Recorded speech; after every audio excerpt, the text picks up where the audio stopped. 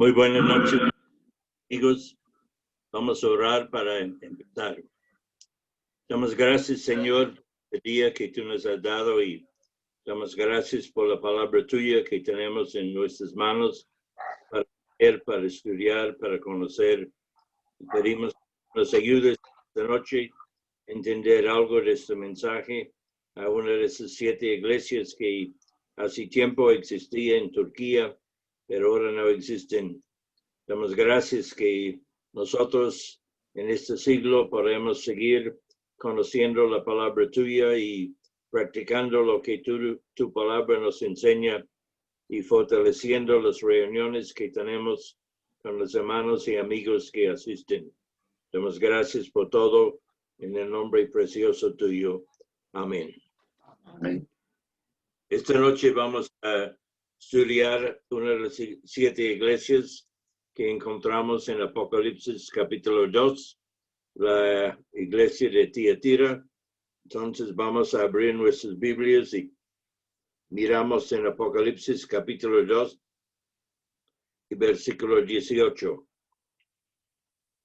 Apocalipsis 2, 18 dice así: y escribe el ángel de la iglesia en Tiatira, el Hijo de Dios, el que tiene ojos como llama de fuego y pies semejantes a bronce bruñido, dice esto: yo conozco tus obras y amor y fe y servicio y tu paciencia, y que las obras postreras son más que las primeras. Pero tengo unas pocas cosas contra ti, que toleras que esa mujer Jezabel, que se dice profetiza, enseña y seduzca a mis siervos a fornicar y a comer cosas sacrificadas a los ídolos. Y le he dado tiempo para que se arrepienta, pero no quiere arrepentirse de su fornicación. He aquí yo la arrojo en cama y en gran tribulación a los que con ella adulteran, si no se arrepienten de las obras de ella. Y a sus hijos heriré de muerte, y todas sus iglesias sabrán que yo soy el que escudriña la mente y el corazón, y os daré a cada uno según vuestras obras. Pero a vosotros y a los demás que están en Tiatira, a cuantos no tienen esa doctrina y no han conocido lo que ellos llaman las profundidades de Satanás, yo os digo, no os impondré otra carga. Pero lo que tenéis, retenedlo hasta que yo venga. Al que venciere y guardare mis obras hasta el fin, yo le daré autoridad sobre las naciones, y las regiré con vara de hierro, y serán quebradas como vaso de alfarero, como yo también la he recibido de mi Padre. Y le daré la estrella de la mañana. El que tiene oído, oiga lo que el Espíritu dice a las iglesias. Hermanos, esta iglesia, una de las 7 iglesias que tenemos aquí, que una vez existía en el lugar que ahora conocemos como Turquía, ya no existe. Y es triste en realidad para ver que iglesias que existían hace muchos siglos ya no existen más. Turquía es un país secular, musulmán, y es un país que hasta está tratando mal a la gente que son creyentes de verdad. Hay cierta persecución en aquel lugar. La iglesia de Tiatira ha sido llamada la iglesia transigente. La transigencia es la actitud de tolerancia o consentimiento o aceptación de las opiniones o deseos de otra persona en contra de las propias opiniones y deseos suyos. La palabra Tiatira significa sacrificio perpetuo o ofrenda continua. La ciudad de Tiatira era una ciudad en una provincia que se llamaba Lidia, en el camino entre Pérgamo y Sardis, junto al río Lico, un tributario del río Hermo. Fue conquistado por Alejandro Magno, el líder de los griegos hace muchos años, y cuando él murió como muy joven, dejó su reino a uno de sus sucesores que se llamaba Lisímaco, y este fue vencido por otro líder, el ex líder de Alejandro Magno, Seleuco I, que volvió a fundar entre 301 y 281 a.C. como una colonia militar macedónica, una ciudad de guarnición, pero se tornó posteriormente en un importante centro comercial e industrial. La ciudad de Tiatira llegó a ser famoso por sus gremios de tejedores y tintoreros que teñían lana y lino, también por sus productos de cuero y por ser un centro productivo de objetos de metal. Ahora la ciudad moderna construida en esa ciudad se llama Akhisar de Turquía, que ha sido construido en lugar de Tiatira, pero pocos resultados o restos de la antigua ciudad existen hoy en día como en otras ciudades antiguas. Aunque Tiatira se convirtió en la capital comercial, nunca llegó a ser una metrópolis como Éfeso, Pérgamo o Esmirna. Tiatira no era una ciudad amurallada y por lo cual era más vulnerable, y a lo largo de su historia esa ciudad fue atacada, destruida y reconstruida muchas veces. Su origen es algo oscuro y no sabemos mucho de su parte religiosa en el antiguo tiempo, pero sabemos que tenía un dios Sol de la gente que vivía en aquel lugar y que fue representado como un dios jinete.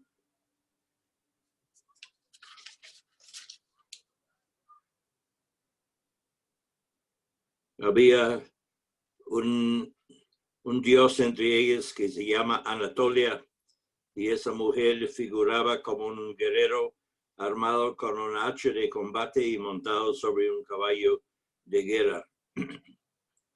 Sabemos que habían varios templos allá dedicados a sus deidades cuyos oráculos eran dados por una profetisa, y algunos eruditos del Nuevo Testamento han opinado que las palabras a la iglesia en ese texto donde dice en versículo 20, toleras a esa mujer Jezabel que dice que es profetisa y enseña a mi pueblo y los seduce a cometer fornicación y a comer lo que se ofrece a los ídolos. Entonces los expertos en el estudio del Antiguo Testamento y su historia y el Nuevo Testamento y su historia se refieren a esta mujer que era como una profetisa y llamado esa mujer Jezabel.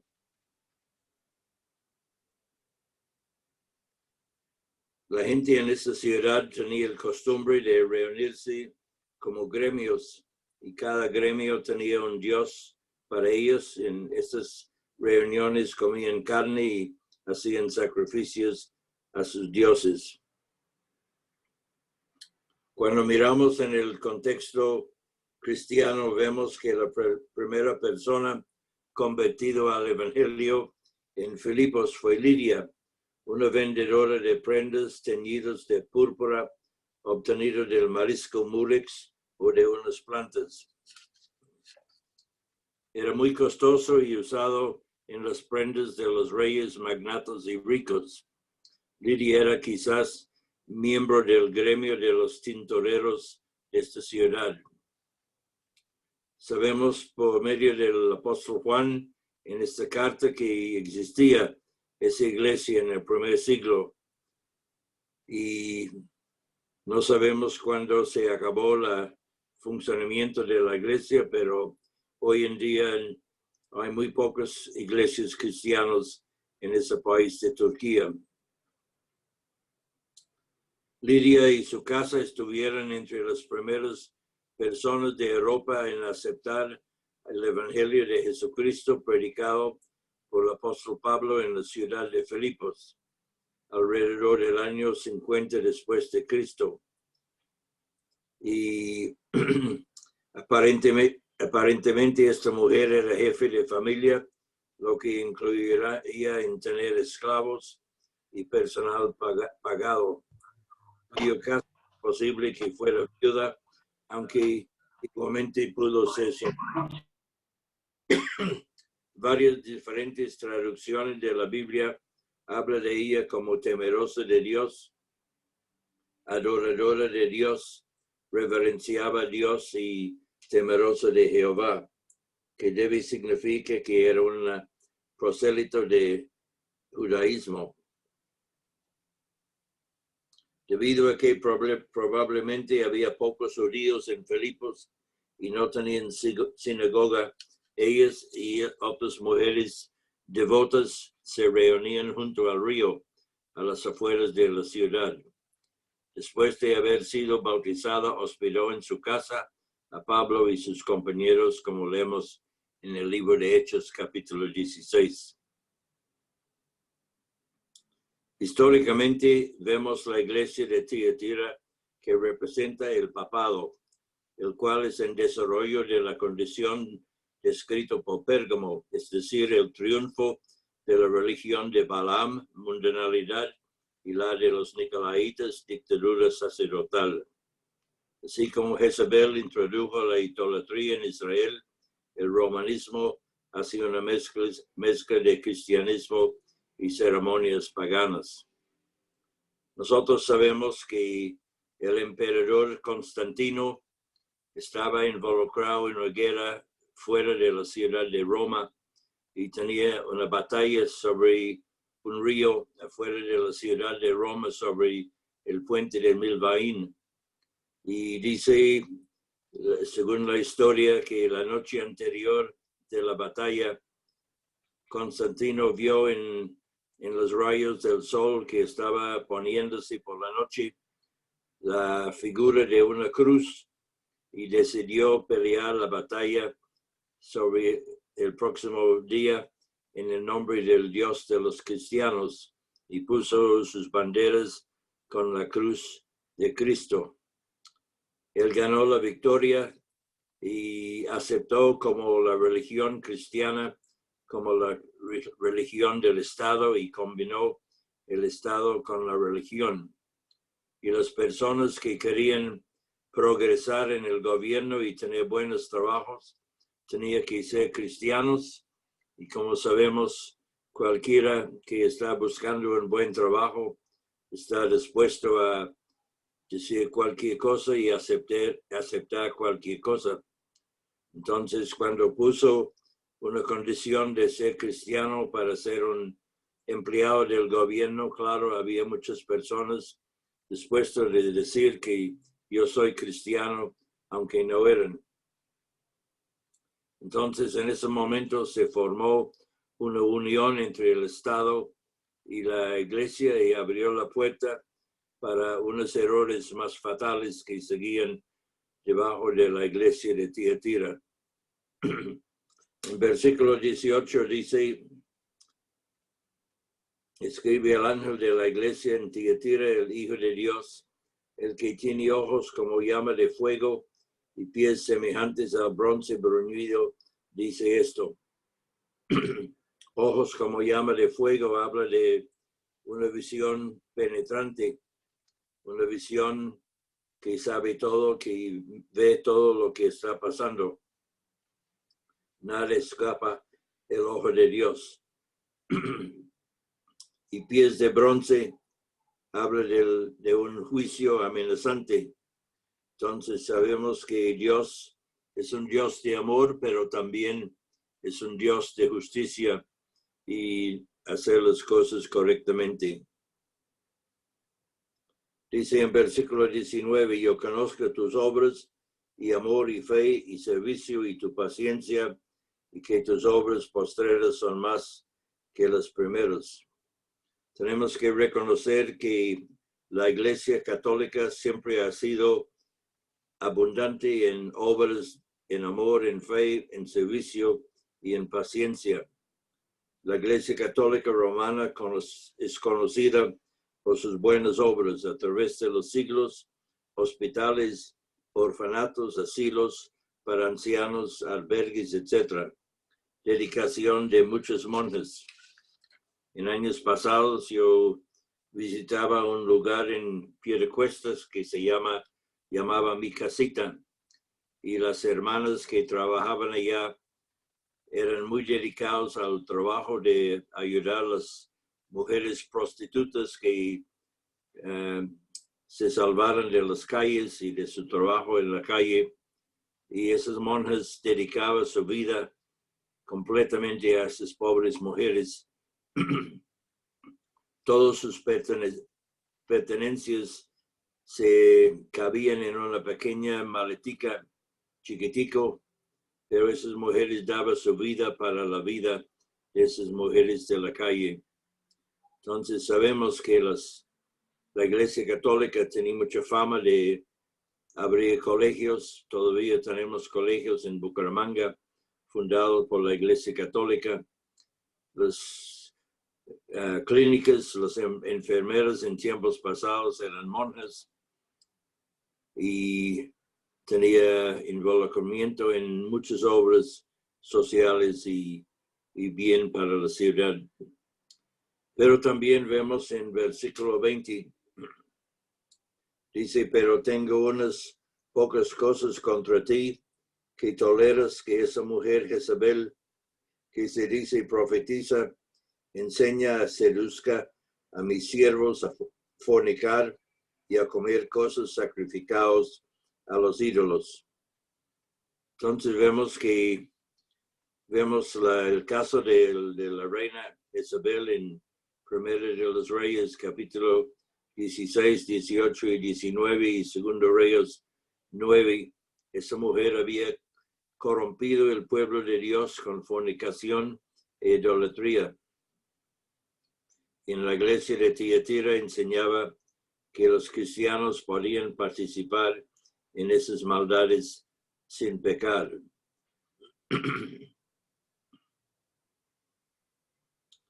Aquí vemos, hay una referencia al desarrollo del sistema católico romano con su adoración de ídolos y su absolución de inmoralidades por pagos de dinero. Y podemos comparar eso con la gran ramera en Apocalipsis capítulo 17 y 18. Versículo 21 a 23 dice, y le he dado tiempo para que se arrepienta, pero no quiere arrepentirse de su fornicación. Y aquí yo la arrojo en cama y en gran tribulación los que con ellos adulteran si no se arrepienten de las obras de ella. Y a sus hijos heriré de muerte, y todas sus iglesias sabrán que yo soy el que escudriña la mente y el corazón, y os daré a cada uno según vuestras obras. Entonces la iglesia debe saber que el Señor está vigilando todo lo que pasa y que recompensará de acuerdo con las obras de las personas que están en esa congregación. Y hoy en día debemos recordar eso, que el Señor nos vigila, nos está mirando, y debemos vivir una vida en santidad en acuerdo de las condiciones que la palabra de Dios nos enseña. En versículo 24 y 25 dice, pero a vosotros y a los demás que están en Tiatira, a cuantos no tienen esa doctrina y no han conocido lo que ellos llaman las profundidades de Satanás, yo os digo, no os impondré otra carga, pero lo que tenéis, retenedlo hasta que yo venga.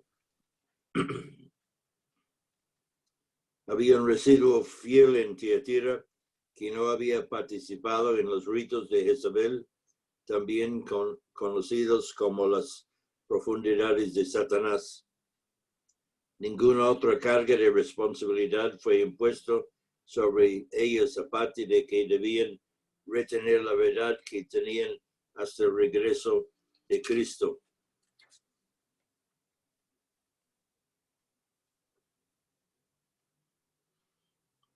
Durante los años 500 hasta 1500, la Iglesia Católica Romana fue el dominante religión en Europa.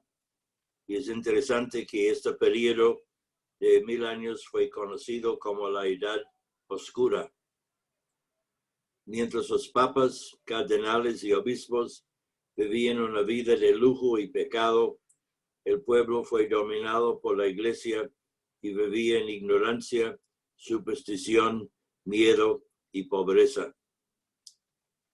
Miramos en Apocalipsis capítulo 18, versículos 10 a 13, donde dice, ay de la gran ciudad de Babilonia, la ciudad fuerte, porque en una hora vino tu juicio y los mercaderes de la tierra lloran y hacen lamentación sobre ella, porque ninguno compra más sus mercaderías, mercadería de oro, de plata, de piedras preciosas, de perlas, de lino fino, de púrpura, de seda, de escarlata, de todo madera oloroso, de todo objeto de marfil, de todo objeto de madera preciosa, de cobre, de hierro y de mármol, y canela, especies aromáticas, incienso, mirra, olíbano, vino, aceite, flor de harina, trigo, bestias, ovejas, caballos y carros, y esclavos, almas de hombres. Entonces vemos que esta iglesia que se menciona en Apocalipsis, capítulo 18, termina diciendo esclavos, almas de hombres. Entonces vemos que la religión notado por la Iglesia Católica Romana ha sido un traficante de los esclavos de los hombres, engañando millones de personas en una religión falsa, una religión que solo le lleva la gente al infierno en vez de llevarlos a la vida eterna. Hay muchas doctrinas erróneas en la Iglesia Católica y no vamos a hablar de esto todo esta noche, pero algunos podemos mencionar, por ejemplo, la misa. El nombre de Tiatira significa una ofrenda continua. Y sabemos que en la misa, cuando el sacerdote hace la oración de consagración a la hostia y el vino, esa hostia y el vino, según la Iglesia Católica, se convierta en la verdadera cuerpo y sangre del Señor Jesucristo. Y en realidad, la misa es un sacrificio. El Señor Jesucristo llega a ser como sacrificado de nuevo, mientras la palabra de Dios nos enseña muy claramente que Cristo murió una vez por nuestros pecados, no más que una vez. Y la iglesia tenía muchos errores y, por ejemplo, uno de los errores era hablar todo en latín. La gente no podía entender el idioma del latín, la mayoría de la gente. Entonces la gente era ignorante de lo que estaban diciendo en la iglesia. Y la palabra de Dios fue prohibido leer al pueblo corriente. Solo los sacerdotes con permiso fueron permitidos leer la palabra de Dios. Cuando estuvimos en Costa Rica, antes de venir a Colombia, fuimos un domingo para vender Biblias en frente de una iglesia católica. Y la gente nos hablaba muy mal, nos decían que eran enemigos porque estábamos tratando de vender Biblias, pero había conseguido permiso del sacerdote que trabajaba en esa iglesia para vender la Biblia, y él advirtió a la gente en la misa en ese momento que los que querían comprar una Biblia podrían comprarlo de nosotros y leerlo. Entonces, gente que antes nos hablaban mal por fuera de la iglesia venían pidiendo ya tiempo para volver a sus casas para traer el dinero para comprar una Biblia para leerlo. Entonces ahora sabemos que muchas personas en el mundo tienen el privilegio de leer la palabra de Dios, la Biblia. En los tiempos de la Edad Oscura, todos sus libros fueran escritos a mano. Entonces las Biblias fueron copiados por monjes a mano y por eso pocas Biblias existían. Pero más o menos en ese mismo tiempo que empezó la reforma en la Iglesia Católica, un hombre en alemán inventó la prensa de imprimir y era más fácil ahora imprimir libros y que todas las personas podían tener una Biblia en sus manos, y aún hombres como Martín Lutero tradujo la Biblia de latín a alemán, entonces la gente podía leer la Biblia en sus propios idiomas. Sabemos que la Iglesia autorizó la adoración de la cruz, las imágenes y las reliquias, y las iglesias en aquel tiempo, la iglesia romana en aquel tiempo tenía colecciones de varias cosas antiguas de la religión. Por ejemplo, en las iglesias tenía un pedacito de la cruz donde murió el Señor Jesucristo. Algunos tenían la leche del seno de la mano María. Algunos tenían un pelo de la cola del burro que Jesús montó cuando entraba a Ciudad de Jerusalén, y muchas reliquias. Y esas reliquias eran importantes en aquel tiempo. La gente tenía que mirarlas porque así ellos podían reducir sus años en el purgatorio. Sabemos que el purgatorio no existe. Una persona que cree en el Señor Jesucristo está completamente perdonado por el Señor y no tiene que pasar sufrimiento antes de llegar al cielo. Ya sus pecados han sido perdonados y ya es una nueva criatura en Cristo y no tiene que pagar más por sus pecados. Pero la Iglesia Católica enseña que por medio del purgatorio tiene que pagar por sus pecados pasados antes de llegar al cielo.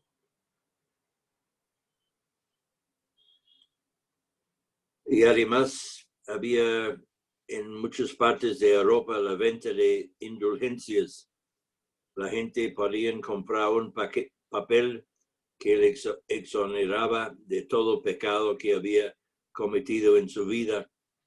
Y pagando esa plata a la iglesia llegó a ser rico porque decía, cuando la moneda cae en el cofre, su alma se sale del purgatorio, y la gente buscaba aliviar las almas de los muertos pagando por el purgatorio para que esas personas podían salir del sufrimiento del purgatorio y ir directamente al cielo. Así se financió la iglesia de San Pedro en Roma, una iglesia que existe todavía en el Vaticano. Había muchos errores más que había sido aceptado por la Iglesia Católica Romana, inclusive unos que no son tan viejos. Por ejemplo, en 1931 aceptó la doctrina de que María es la Madre de Dios. Es una herejía contraria a las propias palabras de María, cuando ella reconocía que ella era pecadora y necesitaba un Salvador. En el siglo XVI ocurrió algo importante en la religión en el mundo. Había una reforma en el siglo XVI. Unos hombres como Martín Lutero y Zwingli y Erasmo y otros hombres de mucha fe y confianza en el Señor decidieron hacer un cambio y no seguir con esas doctrinas falsas de la Iglesia Católica, y decidieron 5 cosas. Primeramente, que solamente las Escrituras eran necesarias. La palabra de Dios es la máxima autoridad en materia de fe y práctica. Por tanto, nada que contradiga la revelación de Dios puede regular la vida del creyente. En 2 Timoteo, capítulo 3, 16 a 17, dice: toda la escritura es inspirada por Dios y útil para enseñar, para redarguir, para corregir, para instruir en justicia, a fin de que el hombre de Dios sea perfecto, enteramente preparado para toda buena obra. La Iglesia de Roma dice que no solo las escrituras son necesarias, pero también las tradiciones de los hombres. El segundo punto que los reformadores insistían era que solamente era Cristo. La salvación se encuentra solo en Cristo, excluyendo así todo otro camino para llegar a Dios. Y aún hoy en día hay muchas personas no aceptan esto, aún personas que ni son católicos, que dicen que es una abominación decir que solo hay salvación en Cristo, que los otros caminos, por ejemplo, los hindúes, los musulmanes, los budistas, también tienen su camino para llegar a Dios. El apóstol Pedro, predicando en Hechos, capítulo 4, versículo 11 y 12, dice: este Jesús es la piedra reprobada por vosotros, los edificadores, la cual ha venido a ser cabeza del ángulo, y en ningún otro hay salvación, porque no hay otro nombre bajo el cielo dado a los hombres en que podamos ser salvos. Pero la Iglesia de Roma añade a la Virgen María como corredentora y los santos. Esa doctrina de María de corredentora es una abominación en verdad. ¿Cómo podemos decir que María hace parte de la salvación para nosotros? Ella era pecadora, reconoció que era pecadora y que necesitaba un Salvador, que vemos en el Evangelio de Lucas.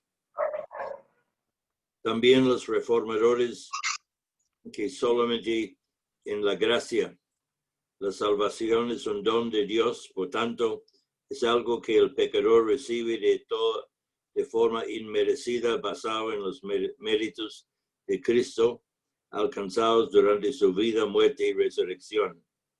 En Efesios 2:8 dice: por gracia sois salvos por medio de la fe, y esto de vosotros, pues, es don de Dios. Y la Iglesia de Roma añade los méritos de María y los santos a la salvación. También los reformadores insistían solamente en la fe. La salvación solo puede ser recibida cuando ponemos nuestra fe en aquel que murió por nosotros, excluyendo la posibilidad de que nuestras obras puedan contribuir. En Romanos 3:28 dice que el hombre es justificado por fe sin obras de la ley. En Efesios 2:8 y 9, por gracia sois salvos por medio de la fe, y esto no de vosotros, pues es don de Dios, no por obras, para que nadie se gloríe. Y la Iglesia de Roma siempre añade las buenas obras aparte de la fe.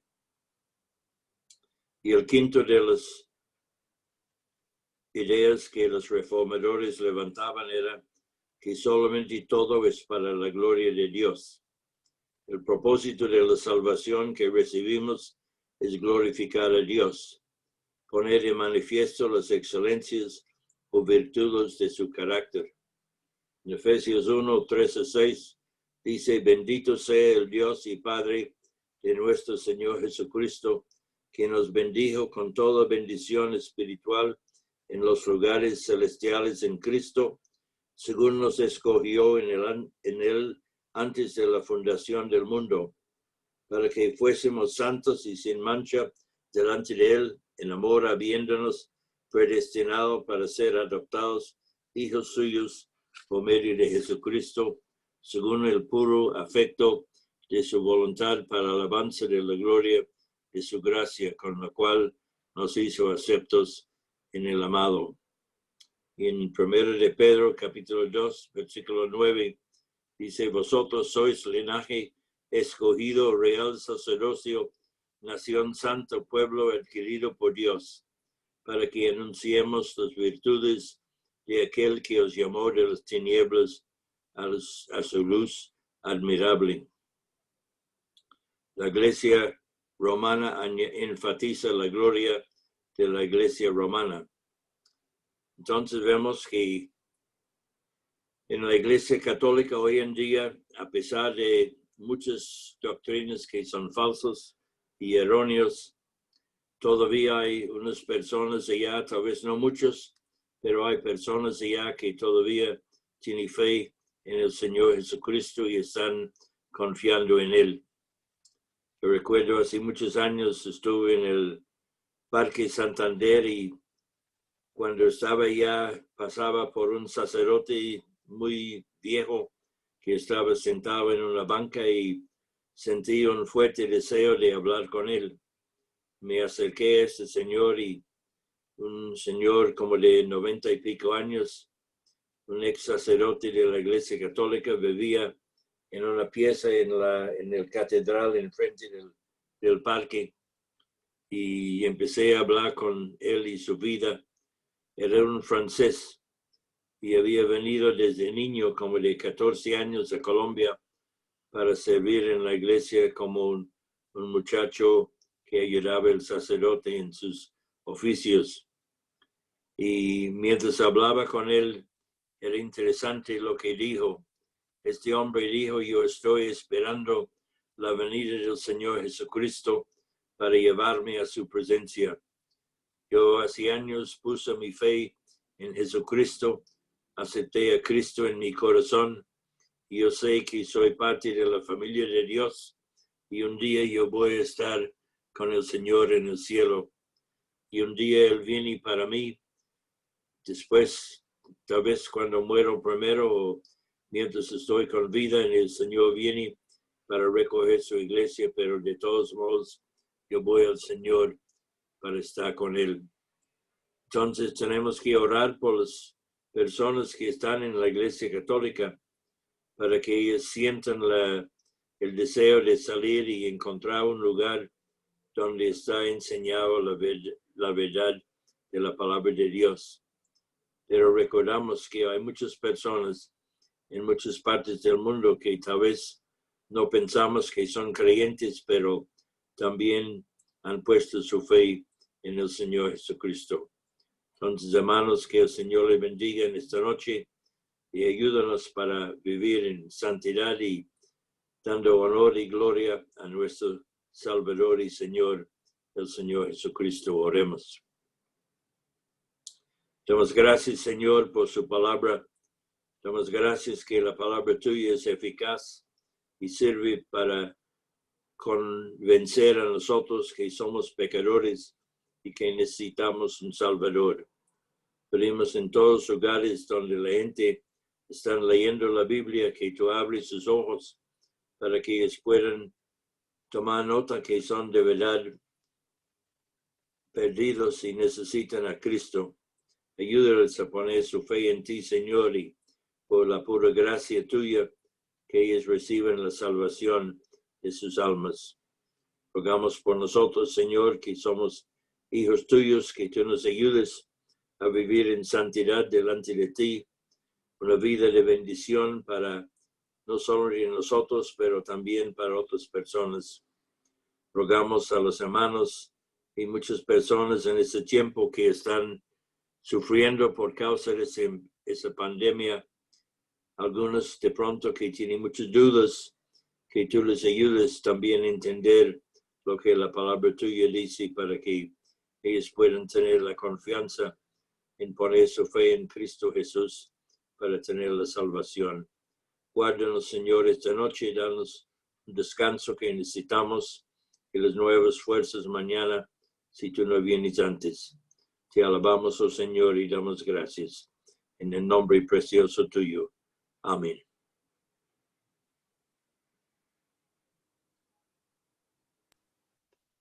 Amén. Muchas gracias, hermano Andrés. Y si no hay nada más, invitarlos a mañana las hermanas, reunión 7 de la noche. Creo que están estudiando Éxodo. Empiezan mañana Éxodo. Entonces, las hermanas invitadas, todas las hermanas, grandes y pequeñas, de poca o de mucha edad, todas invitadas mañana 7 de la noche. Solteras, casadas, viudas, todas las hermanas están bienvenidas. 7 de la noche mañana a través de esta plataforma de Zoom, por la misma sala que entramos habitualmente, con la misma contraseña. Los hermanos varones, tenemos reunión mañana a las 3 de la tarde, una reunión especial con el hermano Gregorio Taborda para resolver inquietudes en relación con un temita que estamos tratando.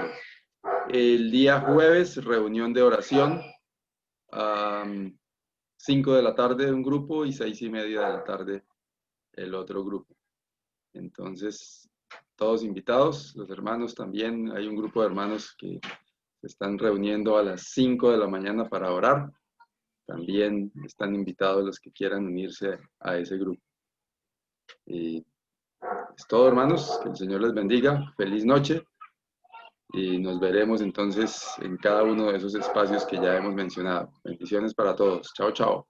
Chao, chao. Hermanos, Dios les bendiga. Gracias. Dios les bendiga, mis hermanos. Hermanitos, gracias. Chao, hermanos. Dios los bendiga. Bye, bye. Bye, bye.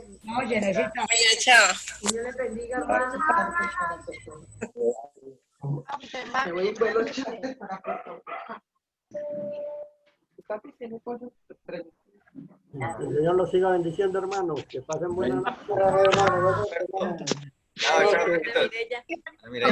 Pasen buena noche. Chao, hermanito. Dios los bendiga.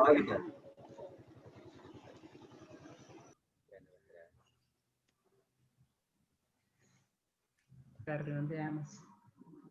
De Puerto Rico.